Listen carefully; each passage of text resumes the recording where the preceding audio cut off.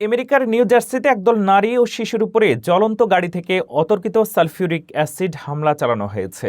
এই ঘটনায় ৩ কিশোরী সহ মোট ৬ জনের শরীর ঝলসে গেছে। ২১ বছর বয়সী এক তরুণীর অবস্থা খুবই আশঙ্কাজনক। এই শিউরে ওঠা হামলার পেছনের মূল কারণ ও পুলিশের তদন্তের সর্বশেষ আপডেট সম্পর্কে বিস্তারিত থাকছে প্রতিবেদনে। আমেরিকার বুকে এক লোমহর্ষক এবং নির্মম অ্যাসিড হামলার ঘটনা। এবার নিউ জার্সিতে চলন্ত গাড়ি থেকে অতর্কিত অ্যাসিড ছুড়ে মারা হলো একদল নারী ও শিশুর উপর। মুহূর্তের মধ্যে ঝলসে গেল ৬ জনের শরীর। এই বর্বর ঘটনায় রীতিমতো স্তব্ধ পুরো এলাকা।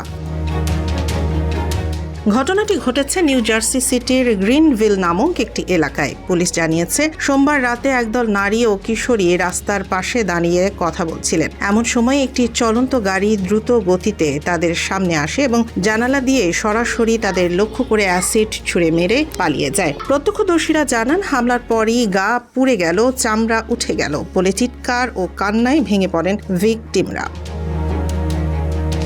আহতদের মধ্যে ৩ জনই অপ্রাপ্তবয়স্ক কিশোরী। অ্যাসিডের তীব্রতায় সবারই ত্বক মারাত্মকভাবে পুড়ে গেছে। এদের মধ্যে ২১ বছর বয়সী এক তরুণীর অবস্থা সবচেয়ে বেশি আশঙ্কাজনক। তার মুখমণ্ডল এবং মাথার তালু সেকেন্ড ডিগ্রি বার্ন বা দ্বিতীয় স্তরের গভীর ক্ষত সৃষ্টি হয়ে ঝলসে গেছে। ঘটনাস্থলে ফায়ার ফাইটার ও হ্যাজম্যাট ক্রুরা পরীক্ষা করে জানিয়েছেন, হামলায় ব্যবহৃত কেমিক্যালটি ছিল অত্যন্ত শক্তিশালী সালফিউরিক অ্যাসিড।